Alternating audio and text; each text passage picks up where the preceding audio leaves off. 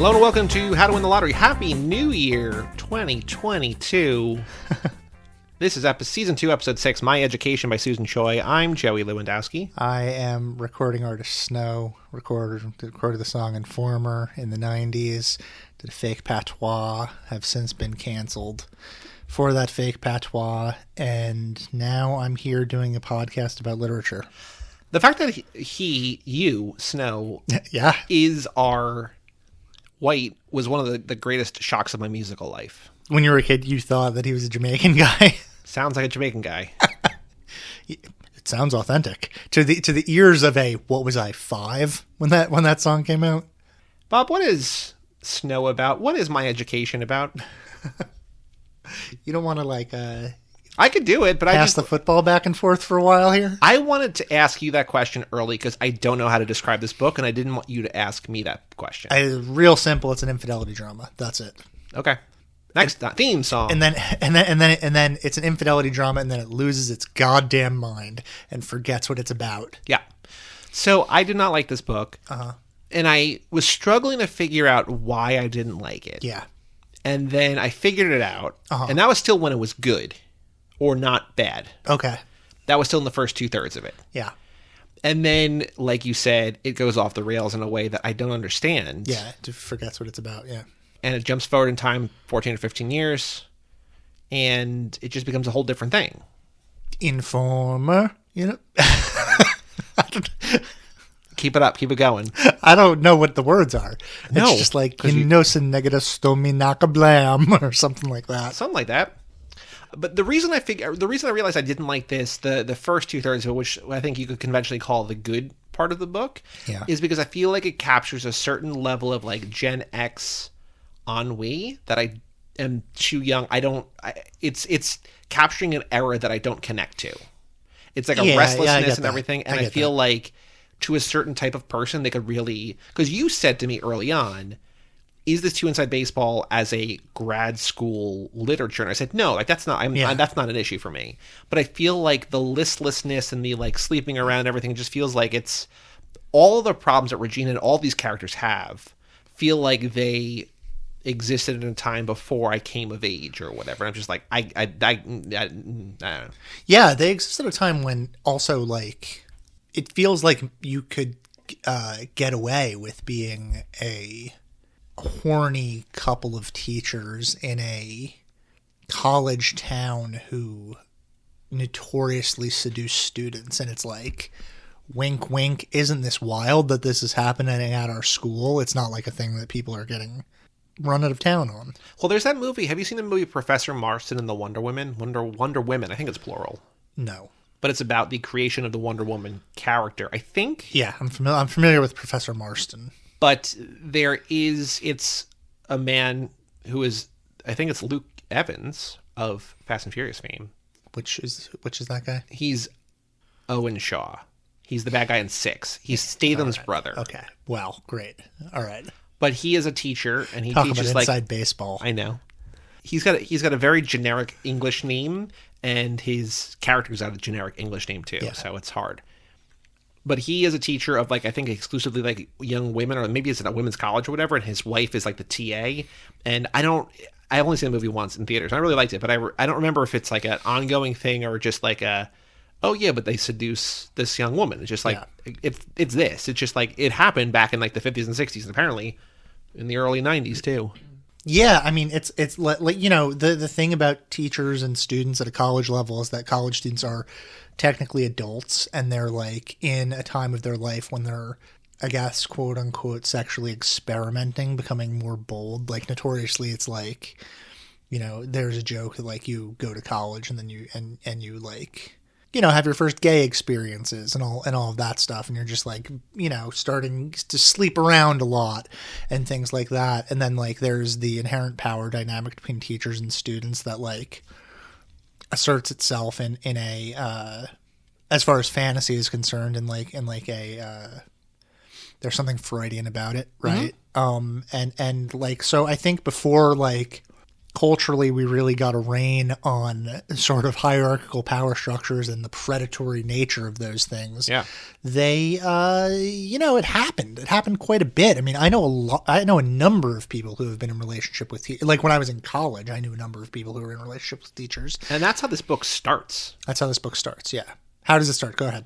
That Regina Gottlieb, who I don't even think I feel like we don't know her character name for a while. Like, I feel like you have to like parse that together. No, you get it pretty early on because she's like, because they question, like, her name's Regina Gottlieb, but she's Asian.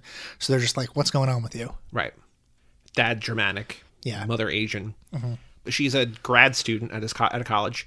Which is, hold on, by the way, like her being a grad student is putting an extra layer in like this is all rightness of her having relationships with teachers, right? Because she's older and more mature. Factors in directly to the fact that she is seeking out this guy because he has a reputation of sleeping with his students. And she's like, I want that. Yeah. Or at least I want to figure what that's about. There's something fascinating about this guy because he has like a magnetic aura and he is... And part of that magnetic aura has to do with these rumors that he seduces students, which, like, they're very, for like half the book, we're like, it's clear that they're just rumors, but then it turns out, no, they're not just rumors. He actually does. But when he does, he makes sure that he's sleeping with only his TAs so that they're, like, old enough and he's not fucking around with undergrads. Nicholas Brodeur. Yeah. The second most famous Brodeur that I know. Yeah. Right. I don't know another one other than Hall of Fame goaltender, Martin Brodeur. Yeah. And his dad. Marty's dad? Yeah, he's the photographer for the Montreal Canadiens. Oh, cool. So third most famous, Nicholas Brodeur. Like, Regina's like, I knew who he was even before they introduced him. Like, I could feel his aura. And then... She describes him as, like, looking like, essentially, like, it's 1992, but she's like, he looks like he could be in Joy Division. Like, he's wearing, like, a black duster, and he's got, like... like bleached blonde hair that's like all ruffled, and he's wearing like I think maybe black like circle shades indoors, and he like looks like the way she describes him. It's so funny because it's like it's 1992. I mean, I don't know. But this book came out in the last like decade, right? Yeah. But like in 1992, like people see this guy and they're just like so fucking hot. But like I think of this, I'm picturing this guy in my head, and I'm just like, what a dork. Like, what a loser. This guy, like, looks like he's, like, the fifth vampire in Lost Boys, or like, maybe, like, yeah, one of the goths, cast-offs in The Craft, or something like that. So there's an interesting thing that I had. It didn't ruin anything for me, but this is another book that you had not read before this podcast. Which I think were... the record is not great of the books that I haven't read. Prep and this, that right? We've introduced, yeah. Probably the two worst books. But I think Prep is not for us. I think this is like more objectively less good. And Susan Choi is an objectively more celebrated writer than Curtis Sittenfeld. Like, she has a National Book Award. She is like a regular at the New Yorker.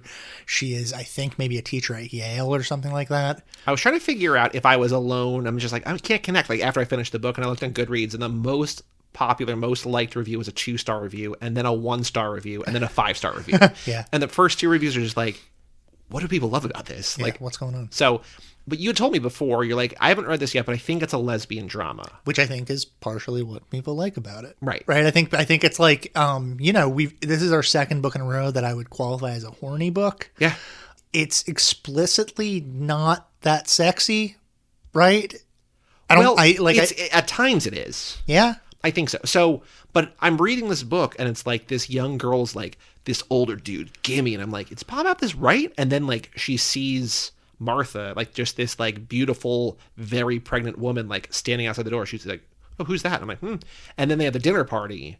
Yeah. And I think the dinner party is like one of a few moments that like it's actually sexy when they actually hook up for the first time. But they only like make out. Like it gets kind of hot and heavy, but they don't have sex then. Yeah, and she like pinches her nipples in front of Lawrence, and Lawrence is just like, oh me, oh my. I gotta go. I'm taking you home right now. But yeah, I was just like, I wonder if this is oh yes, it is the right book. Okay, yes. Yeah, I think there are like 1 or 2, 3 maybe really good moments in this book. They're pretty few and far between. But I think when it hits, it really does hit. Would you say you liked this book or didn't like this book? If you have to choose one side of that. I would say that I didn't like it. Okay. I have a number of reasons why. Well, hit us with one right now. Well... Ooh, notebook. Let's get out this notebook. I think it's kind of lazy. Like, talking about the power structures that we were talking about before, and all of this, like, hierarchical power structure stuff. Susan Choi is aware of that. I know she is. I know Susan Choi is... She's also a professor. A smart person who is aware of all of the power dynamics of all of this stuff. But, like, Martha functions within the university power structure as a professor, but, like, over and over again, her status as a predator is undermined because, one... Martha is Brodor's wife. And Regina's lover. Eventual lover. Like, number one, because she's a woman. Yep. Number two, because she's in a lesbian relationship, right? Which we also... but you're saying she's not viewed as a predator because of these reasons. For the same reasons that, remember, Athenlate was also not viewed as a predator. Because it's a gay relationship. We never investigated Athenlate's status as a predator because I think there's this idea that with quote-unquote taboo kind of love affairs, you have to take them where you can get them, and they're behind closed doors, and you have to sneak around, and sometimes you're going to step on some toes, and blah, blah, blah, blah. And, like, number three, because she's not the aggressor, right? Similar to the way that Owen was the aggressor. Athenlate was not the aggressor. Martha is not the aggressor. The student in each of those cases is the person that has the power, right? Remember how when they are at that party... Regina is very, like, demanding. Like, she steps right up to her and she's like, you know what you want. And she, like, grabs her and kisses her. And it's, like, she's very assertive for being a person who is, like, lower on the totem pole than Martha. So how does this fit in with it being lazy? I lost my space in my notes. You fucked me up. The relationship between Martha and Regina is, like... It's reflected as a toxic relationship, but that's honestly, like, only because the people involved in it are shitty. Yeah. It's not presented as like the book doesn't serve as an investigation of power at all. In fact, like, every time there is something worth analyzing within that power structure, it's, like, dismissed out of hand immediately. Well, what I found on that note is that it's like a 300-page book, so about average in length or whatever, although there's, like, I feel like it's longer. It felt long. Because I think it's just, like, the pages, like, I actually read a physical book this time as opposed to, like, a Kindle version or whatever, and, like, the pages are bigger and their text is smaller and there's just, like, a lot of text, whatever. It did feel like a long book. It's only, like, 6 chapters or something, which is not a thing, whatever, but what I think is an issue about that is that the chapters push us forward in time, and to your point... skip over, like, interesting things. Like, they're at the dinner party from hell, right? And then Regina steps up to Martha and they make out, and it's like, oh, we're about to get... And then, like, we skip forward and, like, they're, like, a month into the relationship. It's like, wait, what? Yeah. And what is all of that in between? Like, that, like, the honeymoon period is now over and they're, like, in this domestic sort of partnership. Yeah. Weird kind of thing. I'm just like, why'd you skip that? There are a couple of more times, like when Brodor finally catches her. In the car. Yeah. And then after that, we jump forward. I'm like, no. I want her going back with the Chinese food and be like, guess what just happened to me? Do you think... So that's obviously a choice. Yeah, it's a choice. Is it a choice out of... I don't know how to describe this. Like, I'm trying to give Susan Choi, like, a benefit. Like, is there a good way to describe that? Because it just feels like she either doesn't know how to write the conflict or doesn't want to write the conflict. I think she doesn't want to write. I assume that she knows how. I'll give her the benefit of the doubt on that. I don't think I need to give her the benefit. She knows how. I mean, Susan Choi is not a bad writer. The writing on a line-to-line basis, the interplay between the characters and stuff like that, I think it works. I think some of the dialogue is really sharp. I think it's good. It's a choice. It's a choice to leave us without these dramatic moments in favor of, I guess, never diminishing that tension. Like, there's a lot of fighting in this, obviously, because there's a lot of relationships beginning and ending. What we're saying, it feels like the conflict that you want to see is almost never in the text. Yeah. So let me go back a second to what I was saying about the investigation of power struggle and stuff. Every time that we're introduced to this idea of predation, it's completely dismissed, right? Brodor is a predator. No, bro, those are grad students. It's totally cool. Martha's a predator. Nah, Regina dropped out, so that power structure doesn't exist anymore. Dutra is a predator. No way, Dutra's not like that, right? It's like something that, like, and like the book goes out of its way to say, hey, look, it's not that kind of book. Take your investigations of power hierarchies and fuck off back wherever you came from, right? Yep. Like, it seems to be saying, like, almost like this doesn't exist. Right? Like, these accusations of predatory people are, like, not real. And I don't want a book to I don't need a book to moralize at me.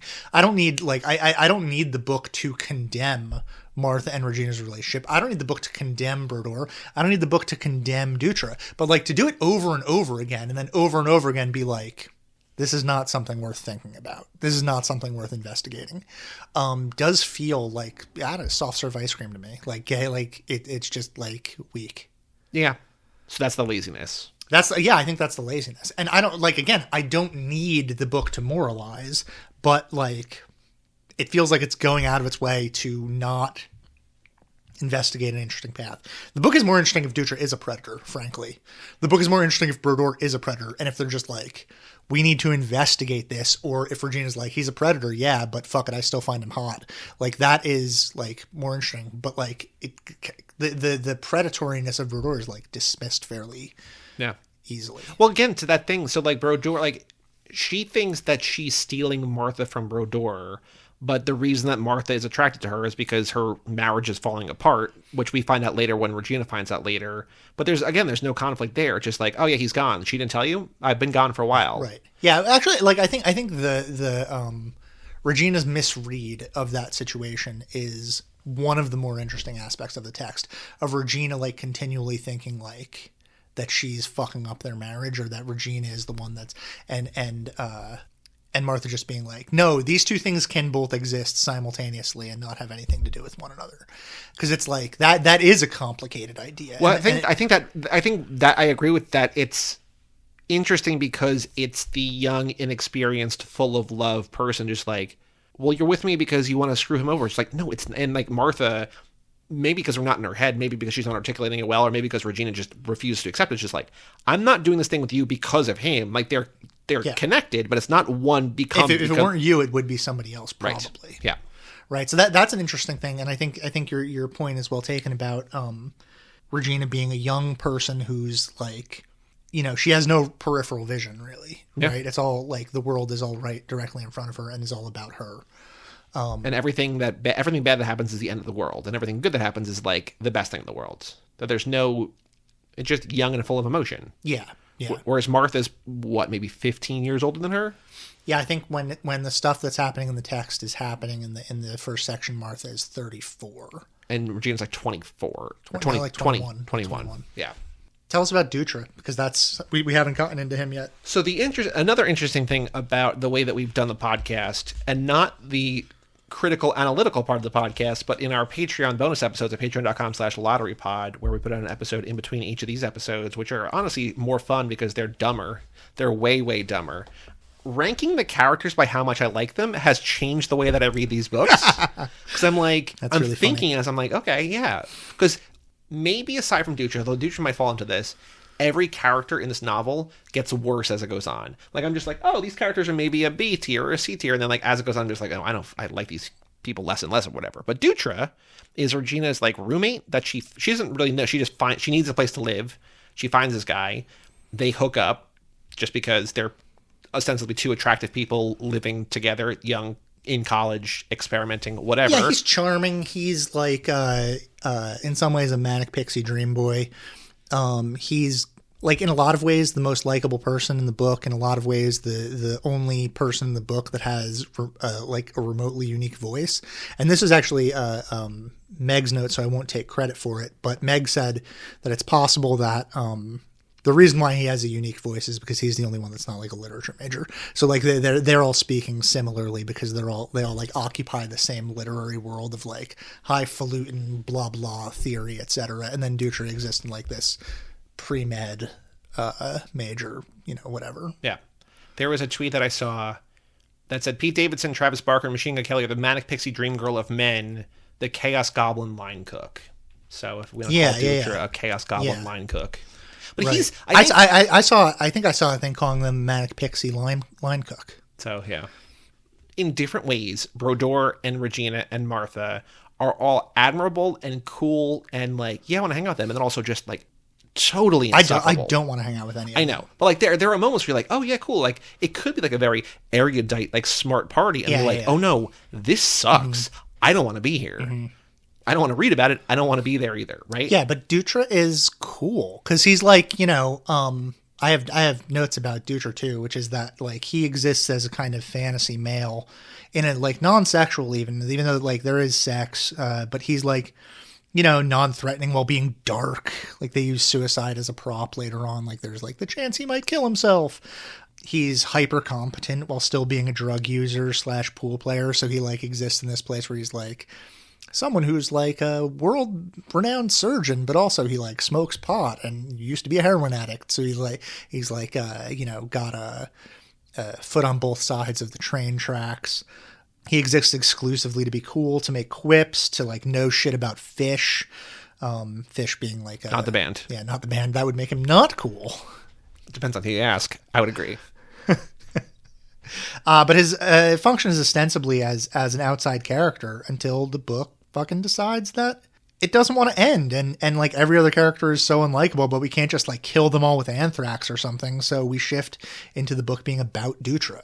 So the biggest and most jarring thing that happens in this book is that we go from early 90s to 2007. And we go from where is the novel? Like, where's the college? I forget, or I don't know if I ever knew. I think it's in New England. Again? I think they're all in New England. Okay. And so we're there. There's also a thing where they talk about seeing Pulp Fiction. I'm like, bitch, it's 93. Movie came out in 94. The book lies. That's not something that I caught. I had a very big issue with that. So I'm just like, whatever. Okay, that's fine. I'll move on. Maybe they went to the Cannes Film Festival and saw it together or something. Yeah, probably. And then they just jump forward to 2007. Everyone is just like settled into a life with where we're surrounded by characters we don't know and never really get to know. Right. And Martha and Brodeur go away. And it fills you in on all this Dutra shit that is like not like, it's just like, who cares? No, yeah. Why am I learning about any of this stuff? Regina is married to a guy and has a baby. Yeah. And seems like mimicking Martha's life in a way, because she like also is I mean, she's a writer. She's like a popular novelist, but like she's like frustrated and stuck. And she's brought in the nannies to take care of her kid so that she could do her research and stuff. It's like she's in a lot of ways mimicking Martha. And Dutra's been out of her life because before we jump forward in time, so Regina's with Martha. While that's happening, Dutra spies on them and meets Martha because he always wanted to meet Martha.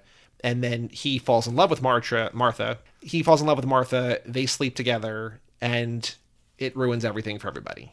And then we jump forward in time. And we get all of this stuff about where we make the book about Dutra. Only after he like re-enters. Like it's like we jump forward to a specific point where like he's re-entering Regina's life. Yeah, because she has chosen to ice him out for ruining her two closest friendships. Mm-hmm.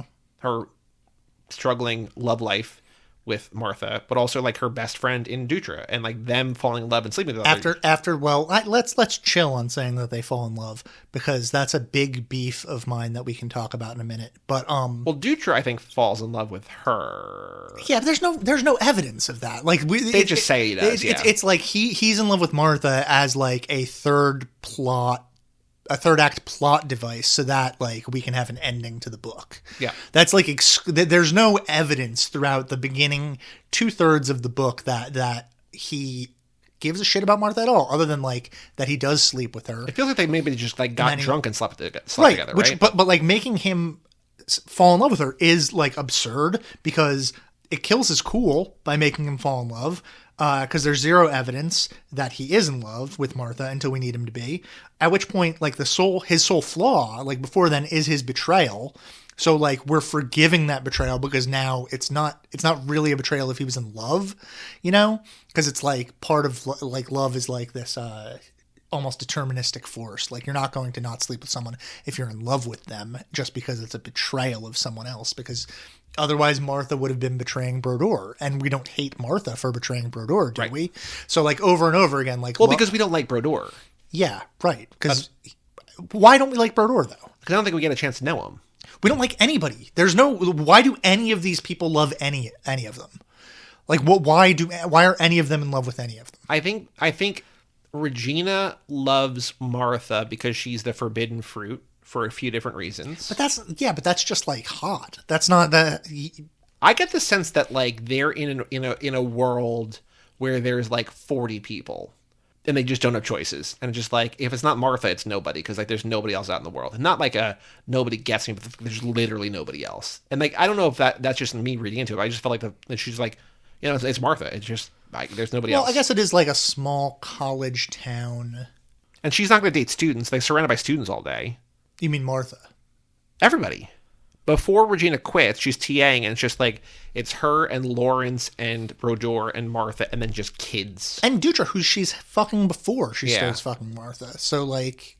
I don't know why she doesn't stay with Dutra. Maybe because that's not a novel. Just because she fell in love with Martha. Yeah. Right, but it's like none of these people have any qualities that would make you go like, oh yeah, Martha's not funny, she's not kind, she's not, I guess she's smart in a way that is attractive to Regina, but Regina abandons the like academic pursuits. Regina, for Martha. Regina herself is not, yeah, everybody sucks. She sucks. She's not like a fun person. She's kind of like mean, she's petty, she betrays. So maybe just like attracts like, and they know that they can't do better because like that's why they're in love with each other. Yeah, but her and Martha, even when they get together, they're always sniping at each other, and it's just like, Jesus Christ, just break up. Yeah, why are you together? And then to like then be like, oh no, Dutra's in love with Martha. It's just like, why is Dutra in love with Martha? Why would Dutra pick Martha out of like however many people? He seems to be the only interesting person in this entire town. So like when his character gets, he has this flaw of betraying Regina, and then it's like, oh no, he actually is not bad because this is love, puke, fart, diarrhea, cum, blast, fuck, shit, dildo, piss. Did you write that down? Yeah. There's more in here. Hold on. I feel like Dutra... Hard cock, swollen asshole, who gives a shit.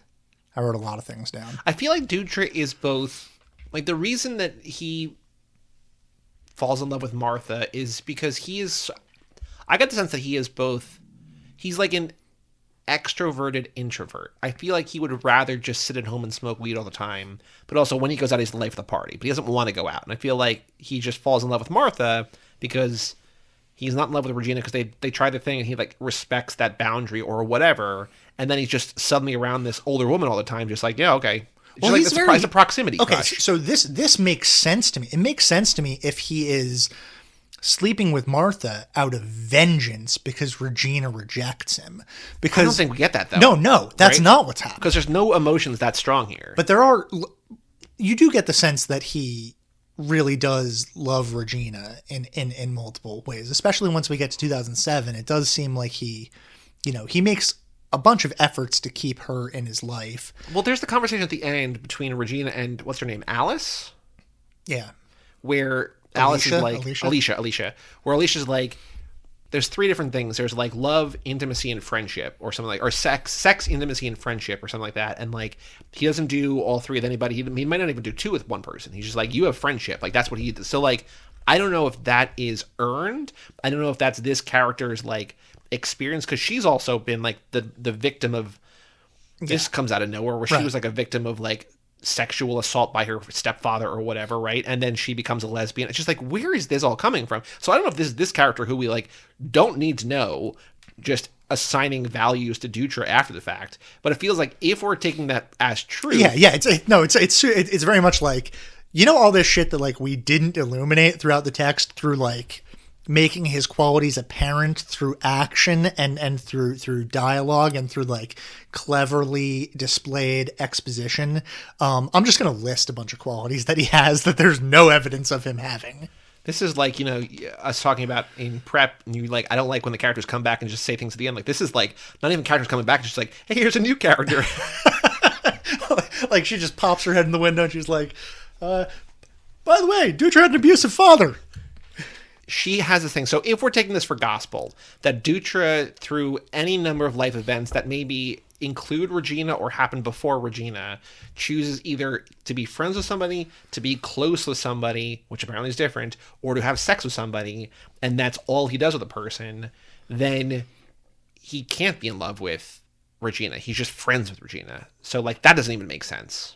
So there's no vengeance. This is stupid because like there is like one of the other good scenes in the book is when she tells him that she's moving out, and they're like on the porch, and he's like, he starts drinking his beer more quickly because he's kind of hurt, obviously.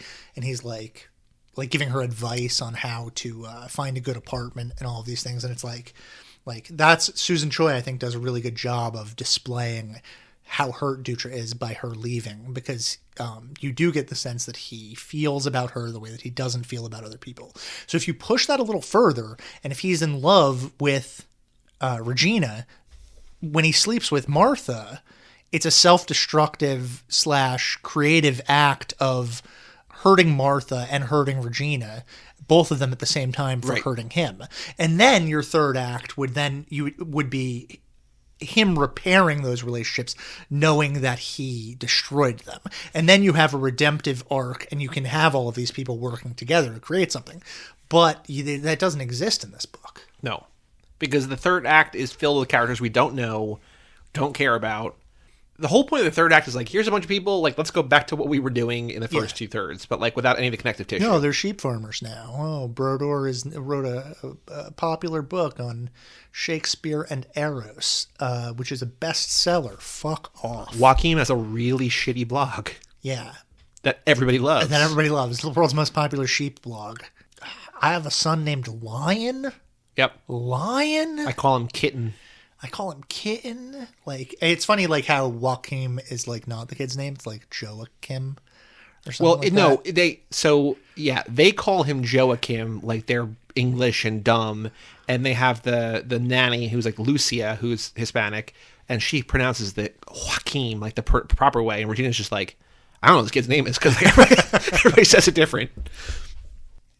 I want to talk about it becoming a 9/11 novel.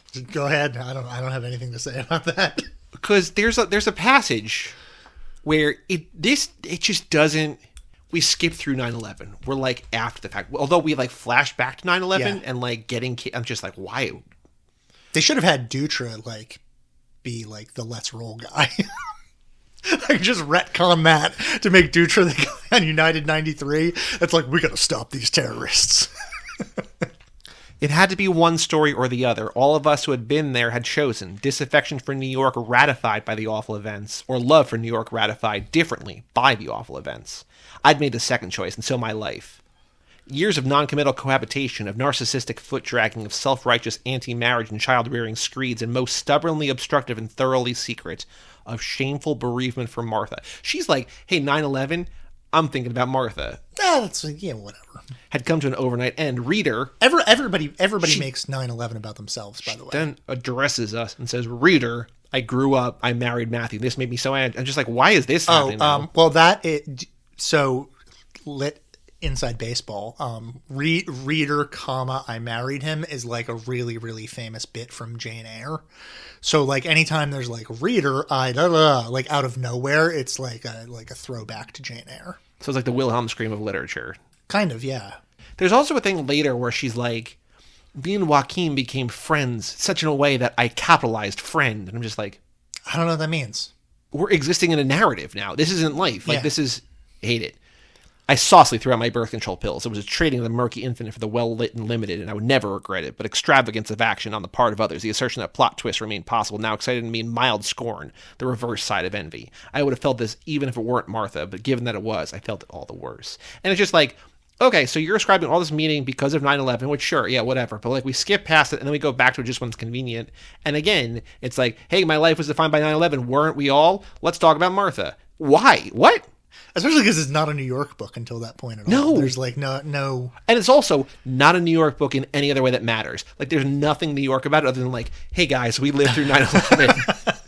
It's like, no. Just it describes the falling man too. That like Joaquin was like, yeah, I looked back and I saw. Like, I knew they weren't kids. I knew that they were real people in real danger. It's like, so this guy plunging to death with his feet, with his knee bent and his head plunging toward the earth. It's just like, all right, I don't like why are we doing this with this book? I was just like, what?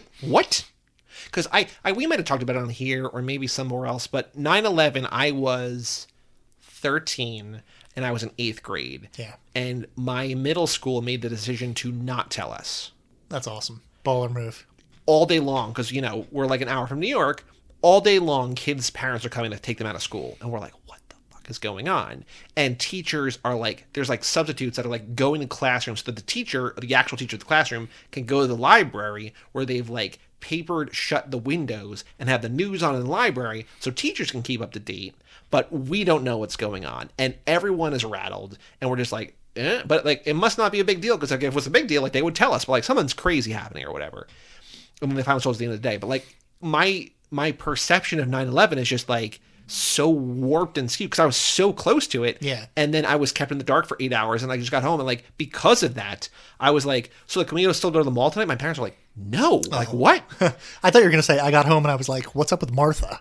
No. But I'm just like I didn't think it was a big deal because my school was just like, oh yeah, like you just, but they were like preserving the sanctity of like sixth graders or whatever. Mm-hmm. And so I have this weird thing with 9/11. I don't know. And I don't even know why I brought this up, but it's just like a weird thing where like this, it seems to be co-opting 9/11. Yeah. And it annoyed me. I didn't really think that, but like Here's why. Because I feel like that also ties into my like inability to connect with a Gen X ennui, like the hopelessness, recklessness, because I feel like I'm too young. Yeah. Even though you're still a millennial, you're a geriatric millennial. Fuck you. But you were in high school, and like you knew it like when I was not in high school. I was in college. Holy shit. Even worse. But like when the plane hit the tower, I'm sure you were like in front of the TV all day, right? Nope, like, slept through it. Really? It was like noon. I kept trying to get on the internet, couldn't get on the internet. No one was home. This is didn't bother turning on the TV. My mom was at a real estate seminar. She came home and she was like crying, and I was like, "What's going on?" She was just like, "Are you kidding me?" And I was like, all right. And then I went on I knew about it before you did, and you had no restrictions. Yeah. And then me and Dylan and Matt went to give blood. The line was way too long. It was like way too long. Like we would never get to give blood. Dylan and Matt were still in high school. So they got out and they picked me up, and then we went to give blood, and the line was way too long. And there was a pornography shop next to the blood place, and we were like, "You gonna go in this porn store?" We just like went and browsed porn on 9/11.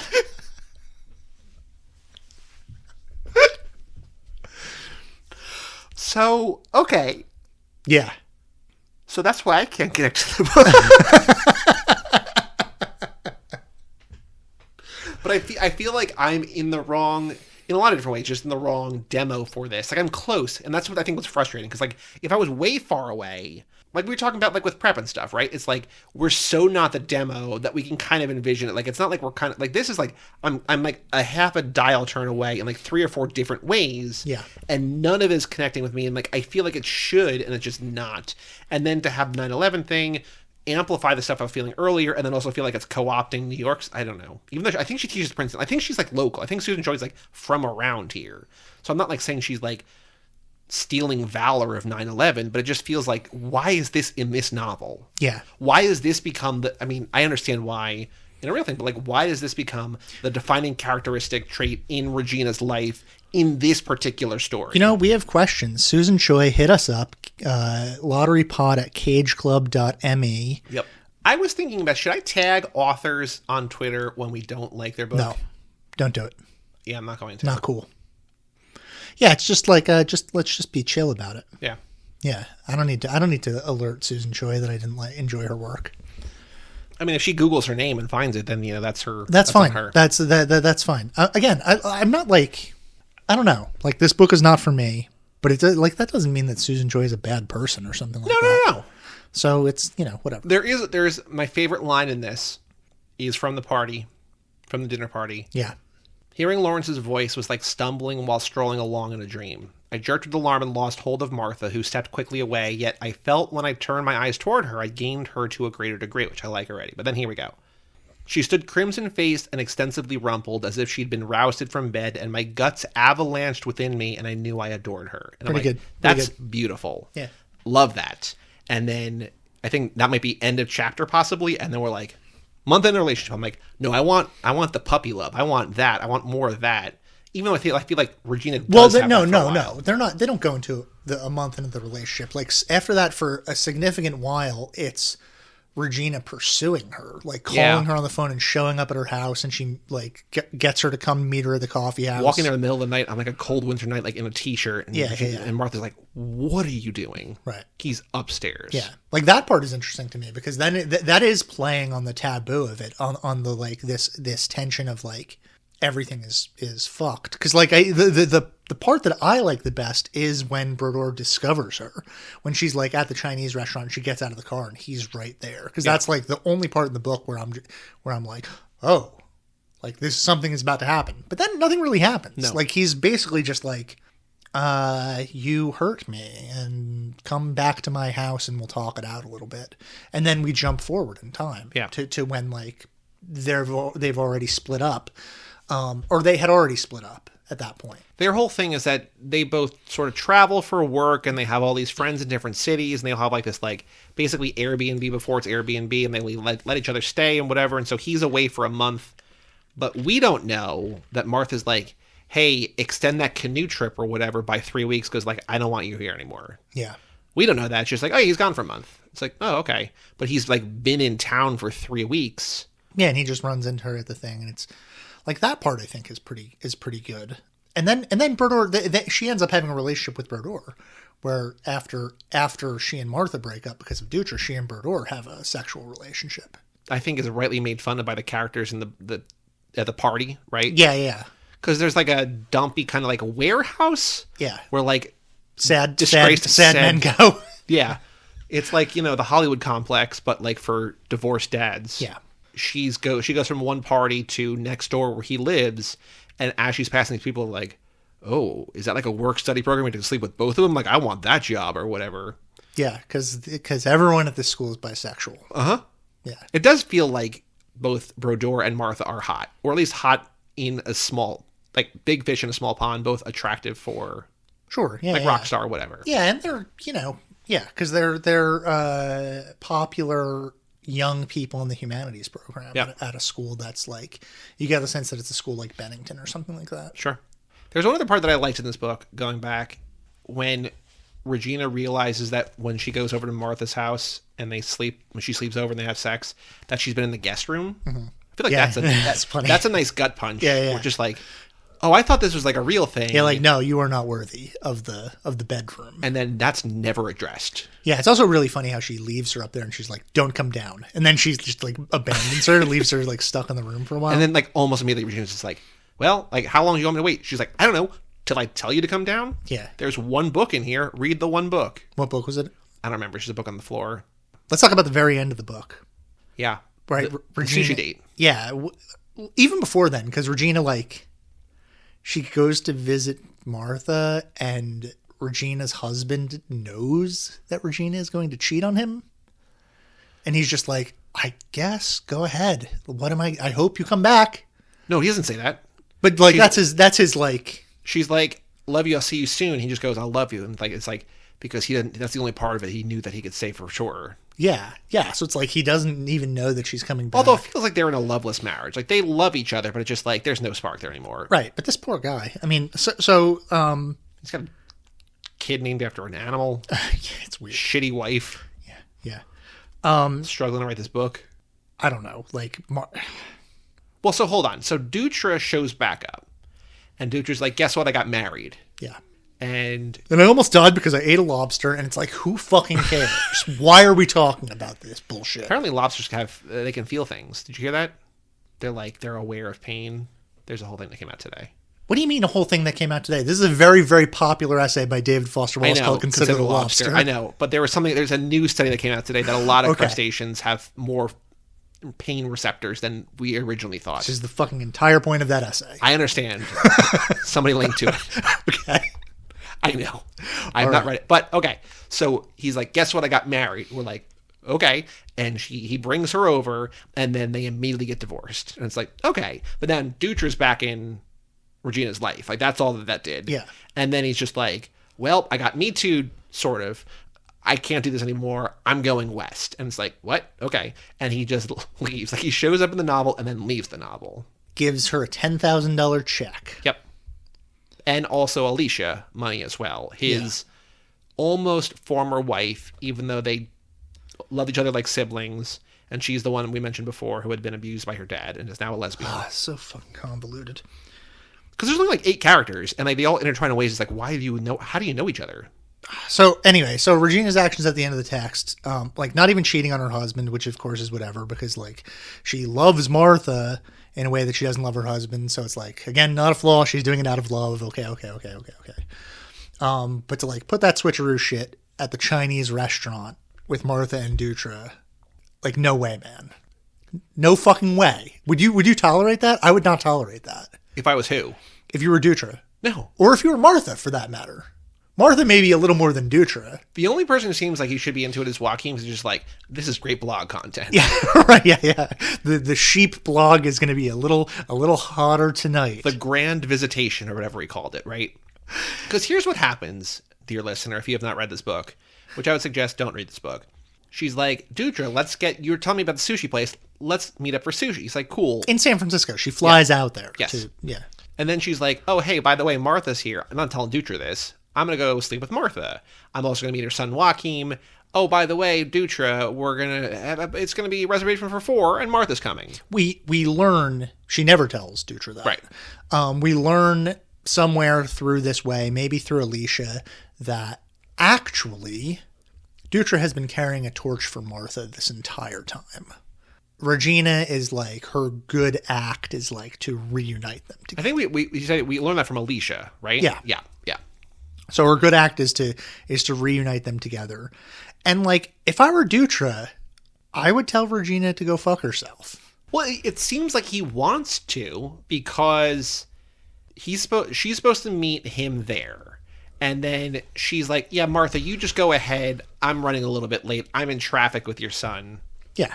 And he gets there, and then like she gets there, and then Dutra calls her, basically like, what the fuck? Yeah. And she's like, don't worry, I'll be there soon. And like, the book says something like, it's hours. It's like an hour and a half, 2 hours or something. I'll be there. He like sounds so frustrated. But then they finally do get there. She says to Joaquin, just go inside. And then leaves. Yeah. And flies home. End of book. End of book. But it seems like from the outside, Martha and Dutra having a grand old time. They're going to get together. They're going to get married. They're going to live on a sheep farm together. It is weird that like the happy ending here, it's ostensibly a happy ending for everybody. Except for good old Martin, or whatever the fuck his name is, the husband. I had it written down. Maybe I didn't have it written down. Matthew. Yeah, but it feels like it's like Dutra becomes the protagonist, sort of, in a way. Like things happen to Dutra. Yeah, it's like the third act doesn't make any sense. Mm-mm. It doesn't make any sense to the action of the first 2 acts, which are a sort of dense infidelity drama. Okay, so let's play this game for a second. So the first 2/3 are where they are. Regina and Martha together, and then Martha and Dutra sleep together maybe once or maybe a couple times or whatever. They break up, and Regina's with Brodeur, right? Yeah. What do you do in the final third of the book if you're writing this? I kind of look at it as, well, I spent some time elaborating on how I think that we could have given depth to Dutra sleeping with Martha, having his sleeping with Martha be a vengeance thing. I think you have to get all of those characters in the room together. Brodeur and Martha and Dutra and Regina. Yeah, you have to get all of them in a room together. Because that doesn't happen. There's never, at most we get Martha, Dutra, and Regina together. And that only happens once or twice. You know, honestly, what you could have done, and I'm trying to think of how you get the 4 of them together, because it feels like there's no reason for them to get together. Yeah. If something happens to Joaquin, and Regina is with Brodeur, and Martha is with Dutra, and like the kid gets into a car, it's like a school bus accident or something like that or whatever, and they both, as co-parents, rush to the hospital, and then all 4 of them are there. Yeah, that I do not like that, but that would work. I just can't think of another way that, like, why would the 4 of them ever get together? Well, Dutra has to be Dutra's the one who ruined everything, so Dutra has to be the one that. Do you think that Dutra and Martha, I don't know if that matters, but just for the sake of this thought exercise, did they sleep together once, a bunch of times, or they have like a relationship? They slept together once. Definitively. Yeah, because Martha was not interested in Dutra. Martha was only slept with Dutra in order to, as a means of breaking up with Regina, which is another reason why the ending is bullshit. Because it's like Martha is not interested in Dutra. Martha is not in love with Dutra. Dutra might be in love with Martha, but like Regina taking the risk of setting up Martha and Dutra is like... Yeah, Martha's still in love with Regina. Like, that is a reason why Martha should be like, go fuck yourself. I have no interest in this. There's no reason for Regina to think that would work, because Martha is not actually interested in Dutra. She used Dutra just to break up with Regina, which is an incredibly cruel thing to do. Yeah. Like taking someone's best friend and manipulating them in order to hurt you as much as possible so that you're hurt enough to break up with someone that like nothing other than a nuclear bomb would break you up. Don't talk to that person ever again. Yep. You don't need that toxicity in your life. What she needs is self-care TikTok in her life, teaching her how to do it, how to become the type of person that faces the day with a positive outlook. Maybe get yourself a TM mantra. Maybe read some self-help books. We have a new segment, Is There a Sex Move, called blank. What do you want to look up? I forgot that was a segment. Is there a sex move? This is where I go on urbandictionary.com and I just type in a thing and I see if there's a high upvoted thing. Is there a sex move called the 9/11? Oh, okay. This is actually a long-standing joke with another group of people that I have. An anniversary of a tragic event that's now used to sell anything online. Airlines, magazines, sodas, etc. That's the sex move. No. The anniversary of a tragic event, of a tragic sexual event. Urban Dictionary is very liberal, apparently. Yeah, let's think of a different one, not 9/11. We don't want the. Do you think the Dutra is a thing? No, because like that would have to be someone who read this book. How did this "Is there a sex move" call thing happen? It was in the last book that we talked about. Is there a sex move called the sheep blog? Is there in the last episode? I don't remember why this came up about the Mandalorian. Is there a sex move called the Mandalorian? Let's say in this one, is there a sex move called the sheep blog? The sheep blog. That can't be. It can't possibly be.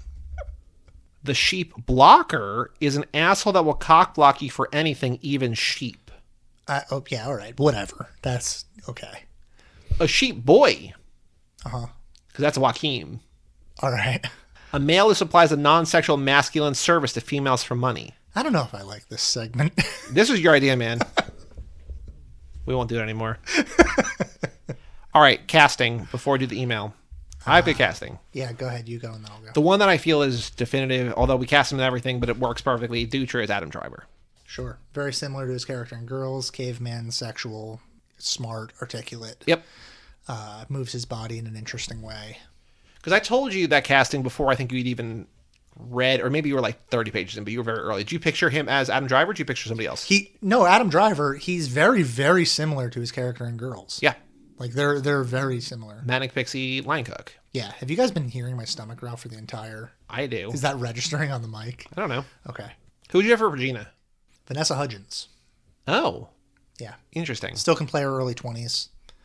Kind of deserves another shot at serious film. She had Spring Breakers and then has been sort of mired in no man's land. Well, you remember what happened last year? Where she went on Instagram Live and she's like, so like, it's a virus and like, I get it. People are going to die. And that's like really sad. Yeah. Bring her back. I'm all about it. I had Aubrey Plaza, who I think is maybe half Asian, possibly, but I feel boy.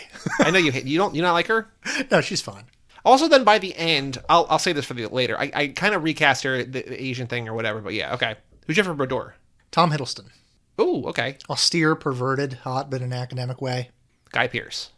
Okay, a little maybe old. too old, yeah. But again, this is all just like fantasy casting and like whatever. Sure. Uncircumcised penis on Guy Pearce. Just kidding. I have no idea. Martha. Michelle Williams. Ooh. Okay. She's cool. Yeah. I had Elizabeth Debicki. Do you know her? No clue. Do you see Widows? Yeah. Like the 6 foot tall woman? I don't know. Or Diane Kruger. Yeah. That's cool. Probably too old. I also cast Matthew and Nikki. Matthew is Regina's husband and Nikki is Dutra's wife for like a minute. Yeah. Matthew, Mike Birbiglia. And then I was just like, okay, because like he's like a New York guy, like just like downtrodden, whatever. And I had Larry David as Matthew. Really? And then I was like, okay, so comedian. Then like Nikki shows up. I'm just like, oh, it's Maria Bamford. She's like, oh yeah, I'm 39. And they're like, fuck if she's 39. So like it would be someone who's older. But I'm also like, if I'm casting comedians, Maria Bamford. Yeah. Who'd you have directing it? I didn't pick a director, but with these kind of infidelity dramas, I always go to Adrian Lyne. Sexy director. I mean, he's the guy that does erotic thrillers. This is not a thriller, but in my version of it, it's a thriller because they all get gunned down. So here's what happened when I got to the 2007 to New York, when it becomes a New York novel. Yeah. Just like how Little Italy, the Emma Roberts film, filmed in Toronto about New York's Little Italy, is not really a New York thing, but this is also not really a New York thing, but it's also a New York thing. I have no idea what the fuck you're talking about. It's fine. Don't worry about it. Like it was like you were doing that big pun line about Little Italy right there. You were just like looping in on itself. All right, go ahead. So it becomes a New York novel, and I'm like, okay, I got Adam Driver. I'm like, who actually could be a Regina throughout the entire thing? I could see a Greta Gerwig in a Regina role. Sure, yeah. And then I'm like, and then just have Noah Baumbach direct it. Right. So it becomes the upcoming film White Noise. Yeah, it feels like they don't make a big deal out of her identity throughout the book.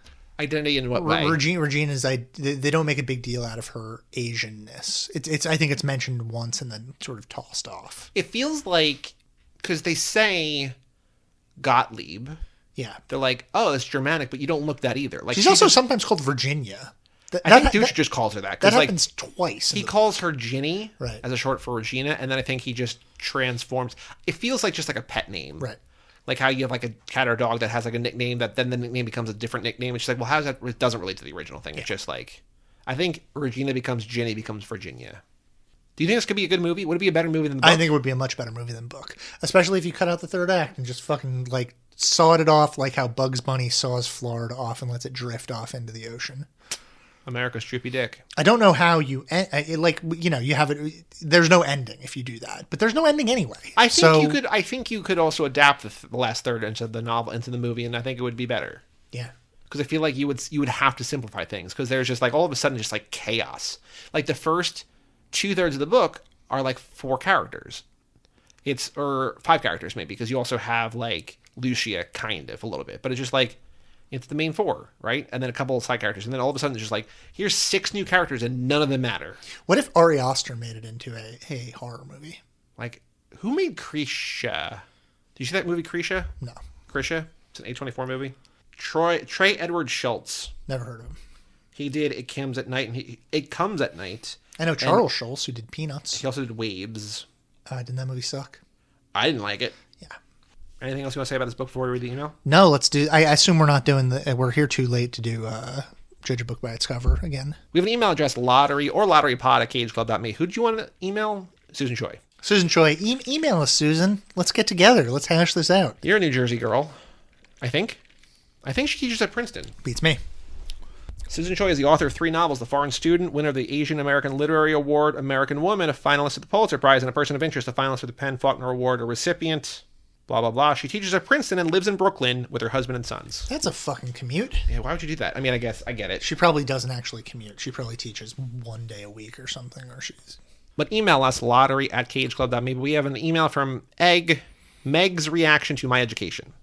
This email's a bit of a mess, she warns, because I forgot to write one, and then Bobby let me know last night. Oh, by the way, you're Bobby Fischer. You're not the snow guy.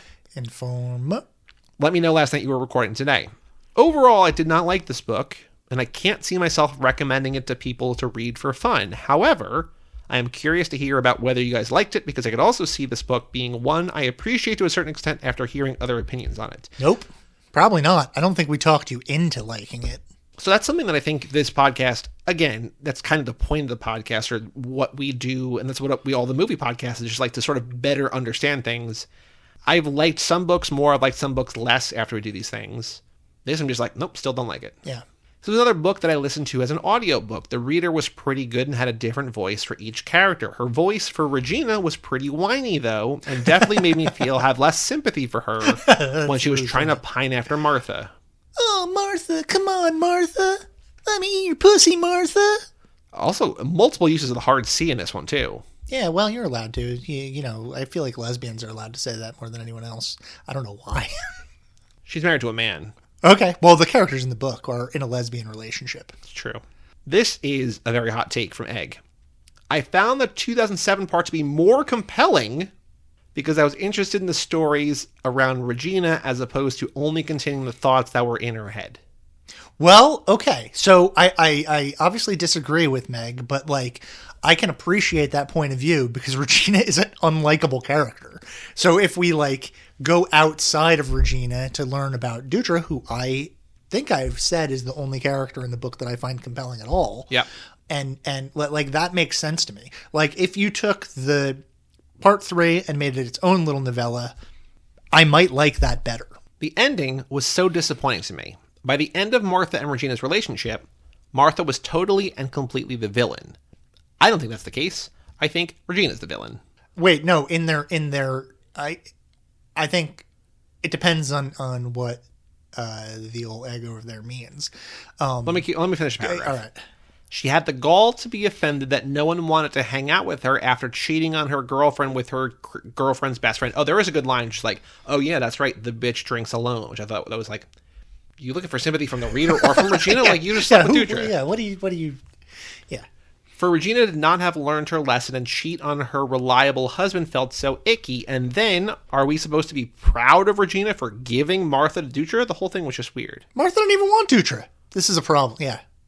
No, I agree with Meg. I think that Martha is the villainess at the end because she, sleeps with Dutra. Yeah. That makes her the bad guy. So here's another thing that I think. I think that Martha is never in love with Regina. For sure. Even remotely close to the way that Regina's in love with Martha. Yeah, true. And I think that if we were in Martha's head, be like, this fucking annoying girl. Like, I like having sex with her because she's young and hot or whatever. But like... That person's still the villain. I understand that. But like... Okay. We're in Regina's head. And it's like, how could the love of my life sleep with my best friend? Which... It's not a good thing when I flip it around. But when you're in Martha's head, it's just like, I don't really like this girl. Like she's just around. My marriage is falling apart again. Just a warm body. Right. If not her, it's Martha whoever. is self-destructive in a way that is compelling. Right. And if we were in Martha's head, she would be a compelling self-destructive character. Yes. I think if we're in Brodeur's head, like I think of the 4 main characters, we're in the most boring, the worst place to be. Yeah, I think that's a compulsion of a lot of these writers because that's also the case with Prep. Yeah. Like they pick the most boring character and they're like, let's see what's going on with her. Nothing is going on with her. I think something else that bothered me was that it felt like it didn't quote unquote count within the moral context of the novel that Regina cheated on her poor husband either because Martha was a woman, which you were saying before in a different context, or because she was Regina's quote unquote great love.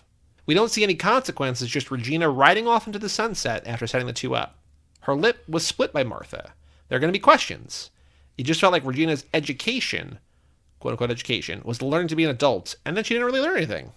The last thing I'd like to mention is that I thought it was a bit weird that she matured because of 9/11. Thank you, Egg. All in all, this book didn't resonate with me. The part about her education, learning how to be an adult, I think that's a really good note. The title-wise, I think it's a good title. It is a good. I wish the book matched the title a little bit. Well, because I'm like, okay, so what is the education? And when you said I think it's a lesbian drama, and I'm like, I'm not there yet. I don't know. And then I'm like, oh, so it's like her learning how to be a lesbian or whatever, right? And then it's like, oh no, it's not that. It's just her learning how to be an adult. It's like, okay, yeah, kind of. And then it's like her learning how to like put her life together after 9/11. Just like. I don't know. Yeah, I think My Education is also the name of a William Burroughs book. Cool. I guess so. Thank you, Egg. If you want to email in lottery or lotterypod, surprise us. They both come to me at cageclub.me. We also have a Patreon at patreon.com/lotterypod and twitter.com/lotterypod. I think our Amazon Audible deal went away because nobody did it. God damn, you people. The quest to 30,000 continues. Keep reading. Today's crime is going 86 miles an hour in a 55 mile an hour zone, which I think is called reckless driving. And when I asked for a separate